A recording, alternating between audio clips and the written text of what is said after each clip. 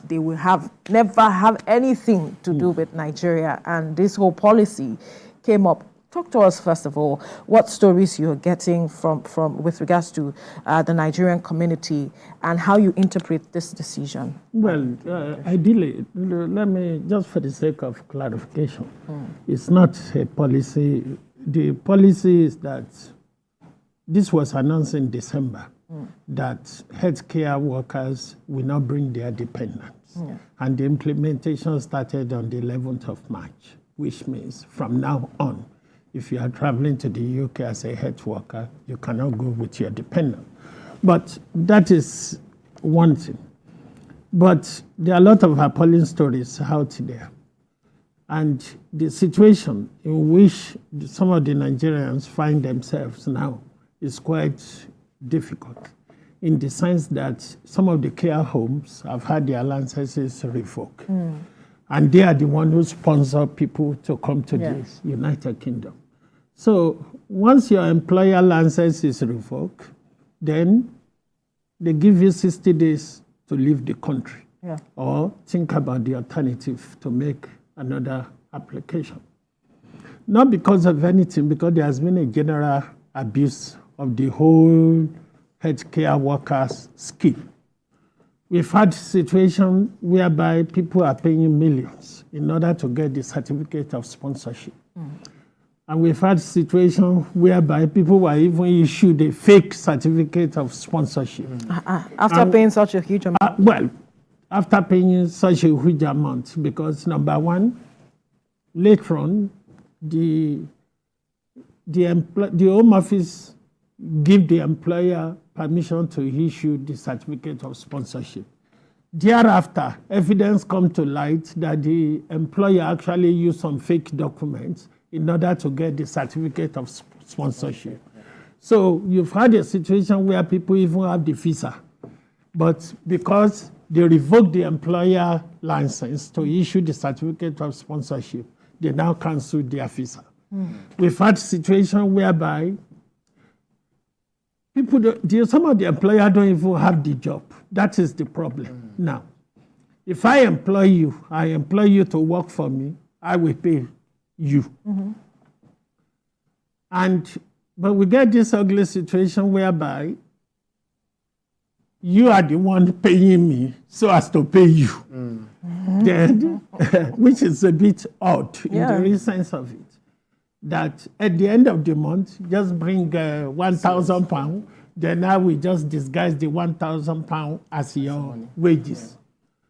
And also, there is one significant problem, which is, if I issue you a certificate of sponsorship to come and work as a healthcare worker, when you get to United Kingdom today, you are going to apply for a national insurance number. And that national insurance number, I, as your employer, will contribute, you will contribute. Now, the government know where that contribution is coming from. That's right. Now, Femi Healthcare is your employer, but your national insurance contribution is coming from a cleaning company somewhere. That is evidence you are not working for me. In which case, that can trigger all sort of investigation and the license gets revoked. So a lot of people are in trouble. And apart from the employer, some of the applicants themselves, some of them have issues.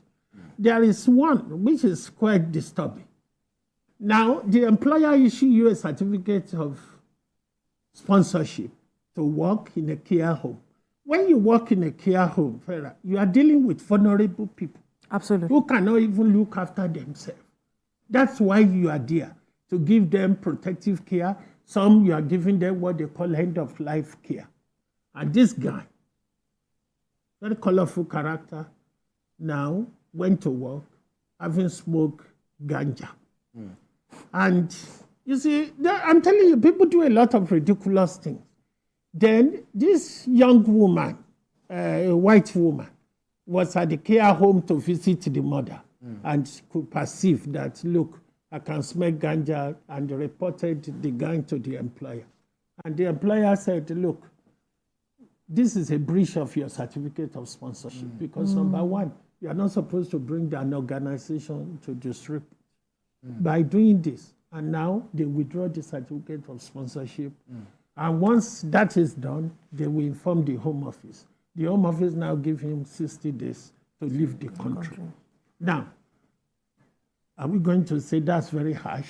Are we going to say it's a threat? It is not. It's punitive. It is punitive in nature, but it's deserving because you don't come to work having smoked ganja and you are dealing with vulnerable people. Yeah. And it's not limited to that.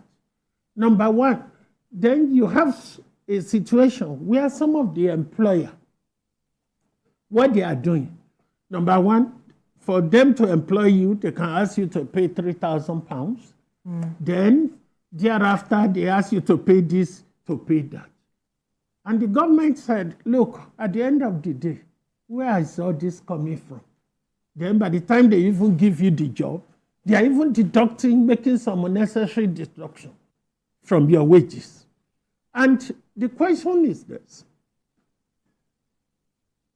If you work in an organization and we send you to America for 3 weeks training, whatever, and then having come back after the training, you decided you are not going to work for us again.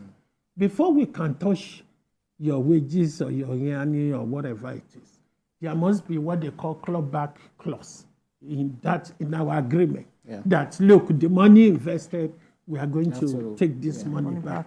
So you have a lot of issues. Now, you use a figure now that about 140,000 visas issued.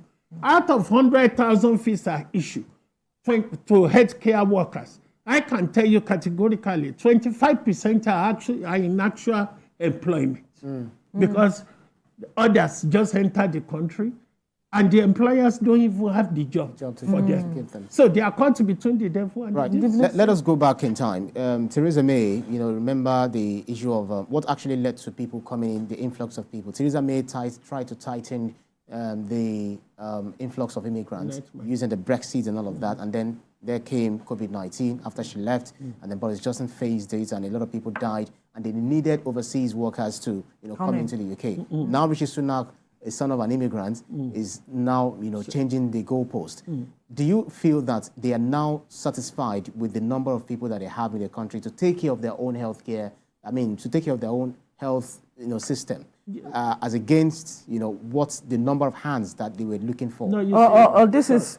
I just want to add to that. Or this is trying to check the abuse of the system and processes. Yes, number one. The plan is to check the abuse that is going on. Because, you see, you have to be very careful. This is even undermining labor in general terms, in the sense that some of the employers, they are now going abroad to recruit people to come into United Kingdom, whereas they know the job is not there. That's one.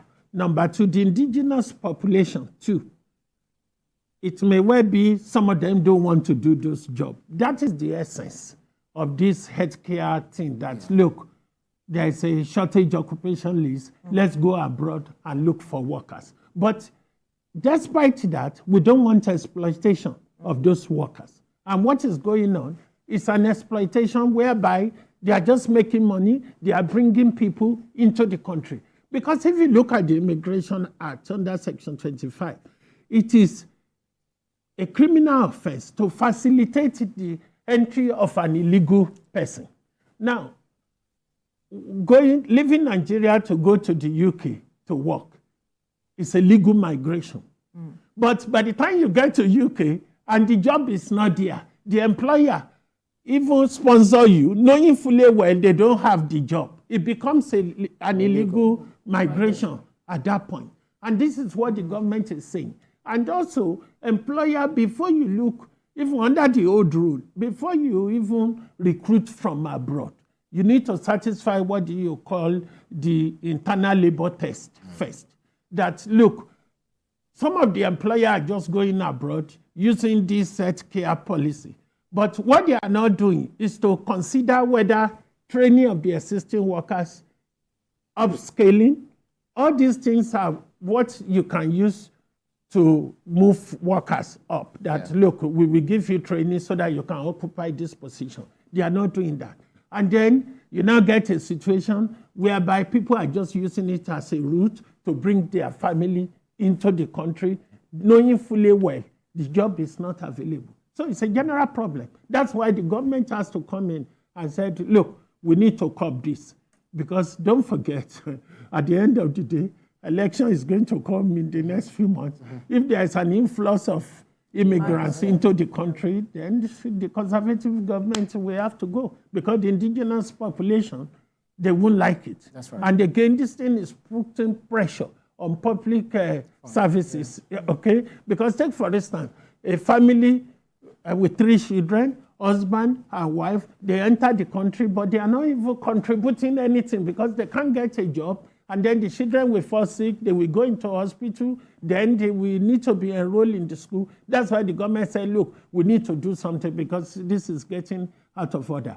But for those, if they revoke the employer license, they will give you 60 days to leave the country, number one, or you look for another employer. That's the other matter that I want you to expatiate on, looking for another alternative, looking for employer.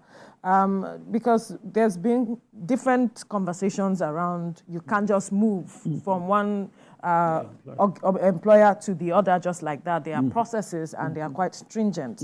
So explain to us how easy it is for these persons to easily move. For now, it's not even easy because number one, the financial threshold has been increased. Yeah. It used to be £26,000. The employer must be willing to pay you 20, but now it's 38,700. And how many of the employers are going to can afford that? So that's another problem. So if they revoke employer A license and you want to go to employer B, the employer B needs to show that they have that money to pay you. So that even pay themselves at first. Sorry? To even pay themselves at first. Not to pay the person they are going to recruit, the employee. And now, we now have this other situation whereby some of them, they are just, within that 60 days, they are running from pillar to post, looking for another COS, they can't get it. Then it bears down that, are you going to stay in the country illegally? And some of them, they are there with children. And now, so there are other options. One, if you have children in United Kingdom, you enroll those children in school, you approach those children from Nigeria to the UK. Now, they revoke your employer license. The Home Office is asking you to leave the country within 60 days. Now, so are you now taking those children from UK back to Nigeria? So, you know, is that in their interest? That is the $1 million question. Is that because in the children interest. Because number one, they are already settled in that country. They are, you know, children make friends. They are mingling. They're making friends. Now they've lost contact with their friends in Nigeria. Having spent the last 2 years in UK, you are now saying, look, you and your parents go back. Now that is the issue. So some of them can make an application based on the human rights that, look, this decision is disproportionate because, number one, our children have settled here. But for those who don't have children, then it begs the question, what are they going to do? If they can't get another new employer, then they have to leave the country. That is the nut and bolt of it. But there is one point I'd just like to mention for the sake of your viewer. You see, Nigerians, we have this mentality of just looking at things one way. Because Pharaoh Nika is doing it, I have to do it, then Ibrahim will follow. Before you realize, all of us are just doing the same thing. Nobody is looking at whether there is another alternative. Take, for instance, forget this healthcare and what have you. There are other routes people can use to migrate legally. The graduate now, in the graduate route is there. Just let's leave talk that about as that, one. actually. We'll come back to that. Then there is a temporary worker route for those in the creative industries. Actors, dancers. But there are stringent recommendations. I will tell you, it's not even as stringent as the health worker. Because number one, if you say you're a member of Ibrahim Band and you want to travel to the UK, the financial requirement is only £1,270 that you need to show you can maintain yourself. But If you want to go as a healthcare worker, your employer must be willing to pay you 38,700. You see, if you want to go as a student, well, let's not even go there because that is substantial amount of money. That's right. Absolutely. You see, so these alternatives are there. There are other business migration routes, either innovator scheme, tier 1 and what have you, entrepreneur that can even help you migrate with your family. Take the temporary worker scheme, for instance. Number one, if you enter, that is not even as stringent as the others. Yeah. Because number one, they call you for an interview. What do you need to satisfy? You need to show you have an itinerary of what you are going to do in the UK. Yes. Then you still need a certificate of sponsorship too, but that is for the creative industry. And also, you can stay in United Kingdom for 1 year, working either as a dancer, film crew, and what have you. That opportunity, and you can even extend, and you can even use that route to bring your family members in as well. But instead of looking at that, everybody wants to go as a student. Everybody wants, those traveling as a student. I must be sincere to you. They are even in a mess now, apart from the healthcare worker. Okay, when they apply for visa, some of them use, I think we discussed this here a few months ago, they use fake proof of fund to get a visa because you need to satisfy the entry clearance officer that you can pay your school fees and maintain yourself.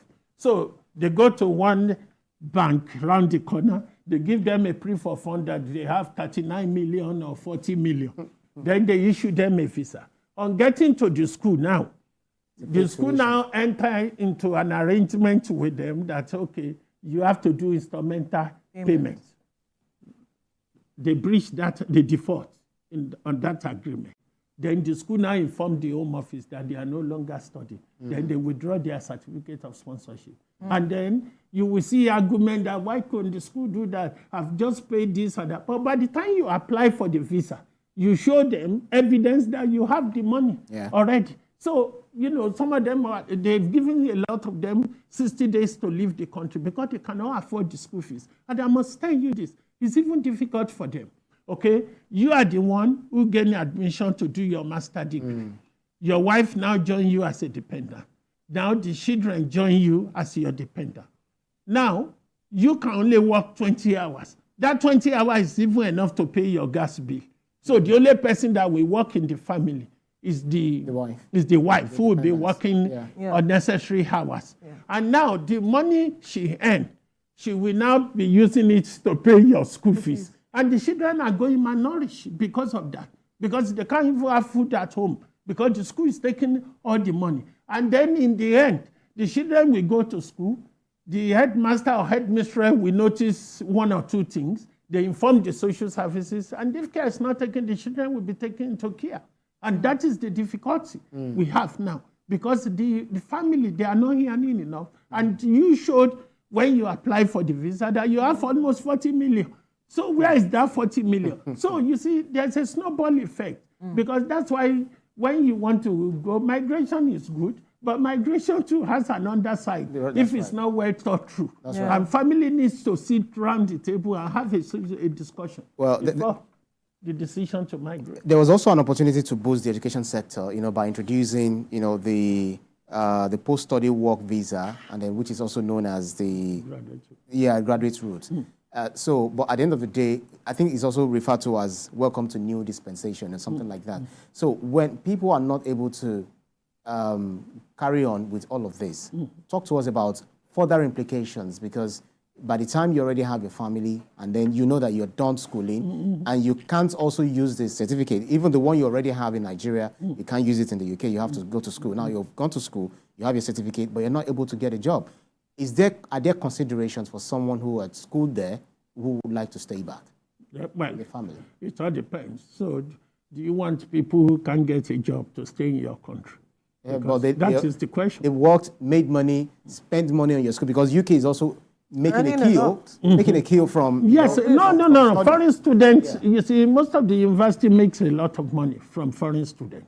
There is no doubt about it, because, I was a home student when I was there years ago. We don't pay anything, rather than give us a grant from the local authority. But now people have to pay for it. That's why you see them going to China, going to all these African countries, recruiting students, because if they don't get that money from the foreign student, some of the universities are not going to survive. That's right. With this change of policy now, you will know. If you read the Sunday Times of London last week, you will see that some of the universities are even making some of their staff redundant because the influx of foreign students has reduced drastically. And also, but the difficulty is this. If you enter the UK in order to do a master program, having spent the first semester, you cannot afford the fee for the remaining semester. The school will withdraw your certificate of sponsorship. Then you are left in limbo. It's either you leave the country. But even if you manage to finish the course, which I think that's what your question centers on. If you manage to finish the course, you can even do a post-study work permit, which will allow you to work for 2 years or 3. But the question is the job there, really? Because at the end of the day, most of the university, when they recruit, when they give admission to students, they don't look at the labor market and say how many of them. It is after you graduate that they carry out a research and know that how many of the students manage to get a job, how many doesn't get a job. So that is the issue. But what people should do in such a situation is to be looking at what are the alternatives. Right. There are other countries where you can go and use those certificates and they are well valued. It doesn't have to be in United Kingdom. They can also come back to Nigeria. Definitely. You can even come back to Nigeria. Right. That is still there, and you will still have opportunity to travel in future. But the issue is that the abuse. You see, if we don't stop this abuse, there's going to be a lot of issue. The Minister of Health, I think he came up with a policy now that they should stop issuing a leave of absence letter to some of the healthcare workers because they are aware, they know what is going on. A lot of them are just migrating, using that as a route and they don't to get. Come back. And the government in the United Kingdom even said the student route is just being used as a convenient route for people to bring their family into the UK. Yes. That is why they stop it. And also, you get a situation, this is even make you laugh. They come in as a student. Having done the first semester, the next thing they do is to shift to become a healthcare worker. And the government said, no, you cannot do that now. You need to finish your study first before you can even think of moving to another route. So definitely, you can't even say, okay, the government is being hostile or they are creating this. It's just the abuse by our own people too. That's something we need to look at. And people, if you know you can't afford it, what is the point of proof of fund? Banks somebody give you a bubble bank statement when you know the money is not there. But isn't it an opportunity for us to also look inward to addressing some of the reasons why these people are desperate to leave the country as it is, to migrate? Well, if you don't create a very good environment for your citizens, if your citizens are feeling insecure, if they travel and they get kidnapped, if at the end of the day their wages get delayed, and those sort of social problems. There's no country without any social problem. Right. If you go to America today, you will see people sleeping outside. You will see drunkards. If you go to London, there is no country. But that doesn't mean we shouldn't address our issues. Yes, but that is not an excuse that we should not address our issue, but it is an excuse for the government to sit down and find out why are people leaving the country. What can we do to make them stay in the country? Because at the end of the day, some are, they've been to university, you train them, you do this. The moment they graduate, then the next available flight, they are out of the country. So you need to look at it and look, do we need to improve the living condition? And it's not living to that. It's not about wages. Wages is part of the package, but that is not the main determinant. If the environment is not secure, nobody will like to stay. If you can't go home and sleep and leave your door open, people are going to look securing the future of their children. That's why majority of them, I must be sincere to you, Majority of people who are migrating, they are worried just because of the future of their children. That is why majority of them are doing it. But at the same time, this thing needs to be well thought out. You need to sit down around the table and look at the pros and cons. Because I must be sincere. I've seen people, look, let me just say this. There are a lot of things going on. I've seen people using fake first degree certificate to gain admission. There was a lady, this even into the United Kingdom that they are going to do. They couldn't detect that? That's the point. Because you have all this, some of these agents who are recruiting students to go and study. And on arrival at the airport, it's a very sad situation. They even give the wife the visa. They give the husband. They give all the children. And there was a family decision that you are the student. You go first. We will come few weeks after. On getting to the port of entry, there was an issue. And then they now ask her the question, what did you study during your first degree? Anybody can answer that if you have a first degree. That's right. And then the answer was, I have a memory loss when I had my baby years ago. I can't even remember anything. And you were in the university for 4 years. You can't even, now, fair enough, the passport was seized. They let her in, go to the school, come back a few weeks. Then the school now had this, discussion. And in the process, they now said, look, sorry, you can't even follow the course. Because the basic question we are asking you is something you will expect. But later, it turned out that the first degree certificate is from Republic of Benin. You understand me? So you see, there are a lot of issues. What happened in the end? They have to send her back. The visa for the children, for the husband was revoked. The supermarket which they are running, they are making money. Now they sold the supermarket to travel. You see, so these are look. If I tell you, and that begs the question. That begs the question. People are already saying that if you can, muster up 20 million, 30 million, 50 million to go abroad, you can be well established here, and then you make a lot of money, and then you're good. It's just the lack of creativity and the fact that some Nigerians are also not being creative. They just want to want out of the country in any way they think.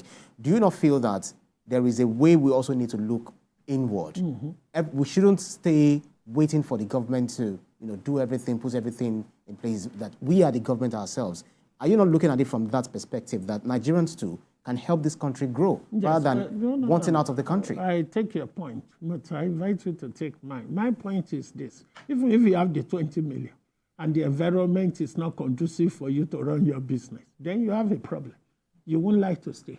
You have the 20 million, you set up business, then the next day armed robbers come, cutting away all the But there are robberies in the United Kingdom. No, it is there. No, see all of these things. Yes, I agree. And some actually make away with it. Agree. They are never caught. But at the same time, you will notice that the government in that country, which you mentioned, they are doing their best possible to make sure this thing doesn't happen. But in Nigeria, we have it as if it's a recurring problem. That, you see, if I know I've seen lawyers coming on your program saying the first responsibility of government is welfare and security. We know that. But if that environment, that security is not there, if the police are not doing what they are supposed to do, if we allow kidnappers, you see, some of the people who have the 20 million or 30 million you talk about, they're not the people who are kidnapped and they have to pay substantial amounts of money to be released. We don't need to mention names. You know some of them. At the end of the day, if those sort of people have opportunity to go and set up their business in another country, will they not go? That is the million-dollar question. So what we need to do, number one, we make sure. You see, because something is going on in Nigeria now. We are producing students as if we are producing donuts, graduates, as if we are producing donuts, without anybody carrying out research whether the job is readily available. We are not even looking at alternatives as to whether we should encourage more vocational studies. It's not everybody that must have a degree. It is quite important because there are other opportunities. And also, what are the incentives that we have for businesses to thrive? That is another thing government needs to look at. And also, training is also essential. And you get a situation whereby I was telling somebody 2 days ago that, look, if you want to set up your business, there are certain things in the UK, you go for this short course. It could be 1 day or 2 days. But the tips... We organize several trainings in we this do. country. It's now the decision of the individual to decide if they want to go or not. Yes. Incentives, we've seen state governments giving out incentives to just help businesses grow. At the end, we've seen all of these things. I agree with you. You give that incentive. It's not about giving incentives. You see, mentioned at a point, no, I'm not saying incentives shouldn't be there, but you don't teach people how to eat a fish. Sometimes you teach them. Number one, if you go to some of this training, they can tell you if you are looking for an office. First of all, make sure it is a place whereby people can locate you without much ado. Even in London, if you want to set up an office, you need to at the nearest tube station. And if somebody is coming to your office, and then you just say, come out at Clapham North Station, turn right, or wait there, somebody will come and pick you. That's fine. If they have to spend 2 hours looking for your office, you think they won't go somewhere else. That is something people need to consider. And also, I was trained that if you want to, the moment you rent the office, look for the nearest ATM, because some of them will come and say, oh, I don't have the money. I say, don't worry, there's an ATM. You see, if you run a business, money is like oxygen.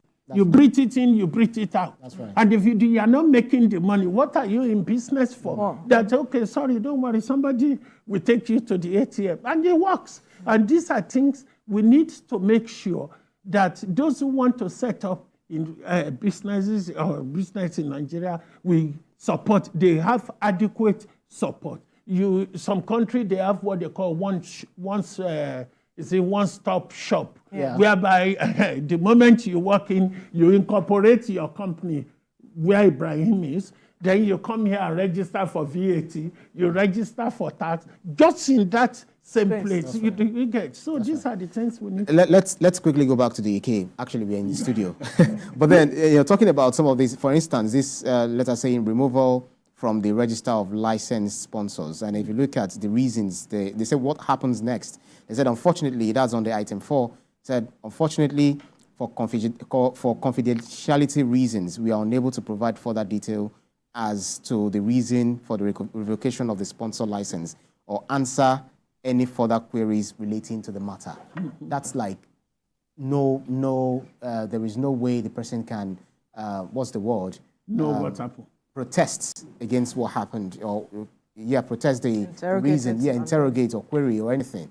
So help us understand that. Is there any other thing that the person can do? Although you try to, well, if you look at, if you read that, I don't know the letter, but if you read the letter further, there is something that says that if you think this decision is wrong, you can make a correction request. Okay, so there's an opportunity to do something. Appeal. I think that's what I was looking for. It's not an appeal per se, but it's just an opportunity for you to say, look, this your decision is wrong because of this, because of that. But in that particular case, from what you have read, I think there's an intelligence aspect there, whereby they say, look, we can't tell you why we revoke the license, because sometimes it may well be they've been monitoring the employer for a while. It may well be there's an impromptu visit. And you know what is going to happen now is that some of the care industry are going to be regulated by the Care Quality Commission. And if you are regulated by the Care Quality Commission,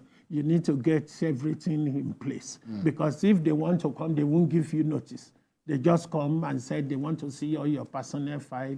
They want to see how you've been keeping record. They want to see your complaint record. If you tell them you've never had a complaint, then they know you are lying. How can you, in the last 1 year, you've been operating, nobody even complained? Well, that means you are getting everything right. Do you understand? Isn't that possible? Yes, you see. So you see, there are people who have been trained who know this. So when they do the audit, they call it forensic audit. Once they come and they say, oh, let's see your complaint file, and you give them an empty file, then they will say, no, this is a lie. It's either you show them the complaint, and they want to see how you manage to deal with that complaint and whether the client is happy at the end of the day. And that's the way to go. So you see, so you have a situation whereby most of the homes are being monitored. And you have situation whereby some of the immigrants are even complaining to the home that, look, I'm available for a job. I've been in the UK for the past 7 weeks. You've never even given me a job. What is going on? And then the moment they do the audit and they see such letter, then they will know that something is going on. So do you think that perhaps at some point the UK might look into some of its decisions that it has taken in recent times as it affects immigrants because of how much these people contribute to the economy? Yes, at the end of the day, yes, because don't forget, we have a conservative government now. That's right. By the time the Labour government come in, they can come up with a new immigration rules or policy. Are you foreseeing Labour coming in next? Well, it's not impossible because don't forget, Labour is immigrant friendly than the conservative. That has been there for years. And if the Labour government come in, they can say, look, we don't want all this 38,000, this and that. It's not going to fly. Because of that, it's creating a lot of shortages. So we will reduce the amount to this. And then also they might just come and say, look, if we revoke the employer license, like it happened in the letter you are reading, that there will be an opportunity for the employer to appeal or challenge the decision. So, you know, these things are subject to constant review, and that's the way it's supposed to be. Because if you have a policy, what is a policy? A policy is a statement of action. And one of the benefits of your policy is that it has to be very flexible. It has to be flexible, and it must be reviewed.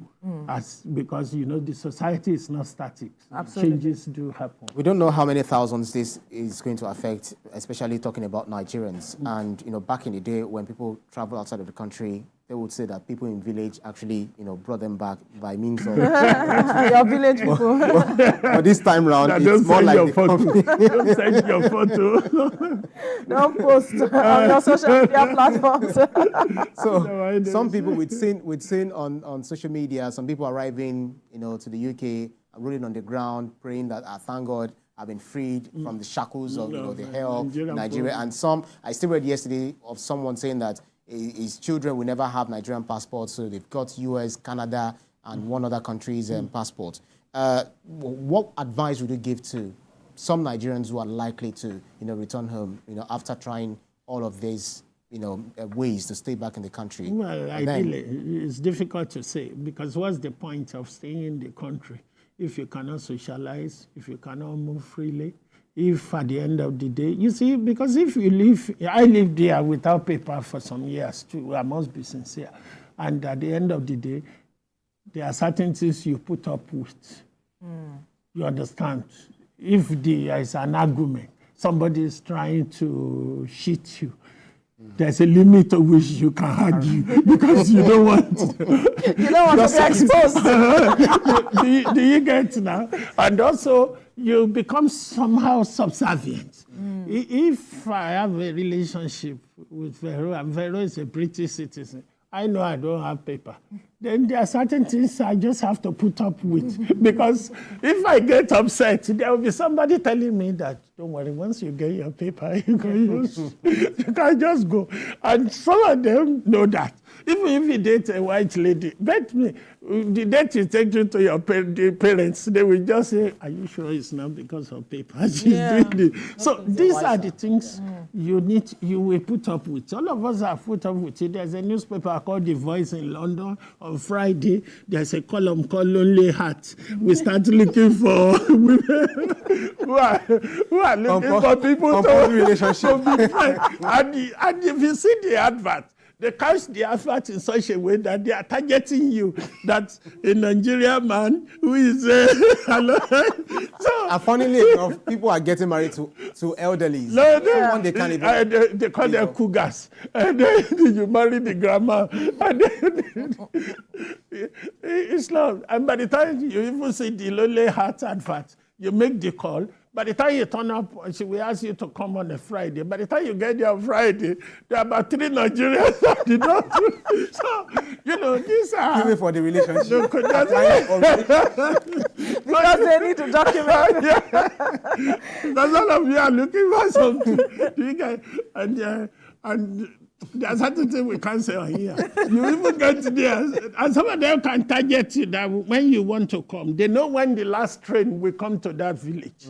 So it will tell you, oh, I won't be in, just come by 8:30. Knowing fully whether you won't get a train back to London. And by the time you open the front door, you will see this massive with everything enormous. And then you can't say, God, how am I going to take this to my mother in Nigeria? You will have to be forced to spend the night. But anyway, those are the other side of migration.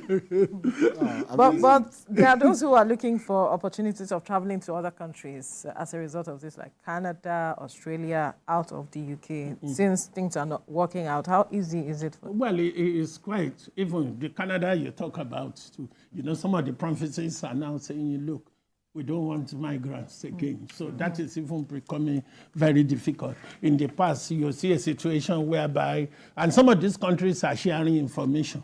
If you apply to the United States and they refuse you a visa, you apply to Canada, they will share your information, they will know you'll be refused. So the moment you just say, have you ever been refused a visa to any other country? You say no, then they check and said you are refused and you didn't declare. So most applicants are under what they call a duty of candor. And duty of candor means the ones in support and the one against you. And if you volunteer those information, sometimes you are likely to get away. But if you hide it, and what's the point of hiding something when you know they will find out anyway?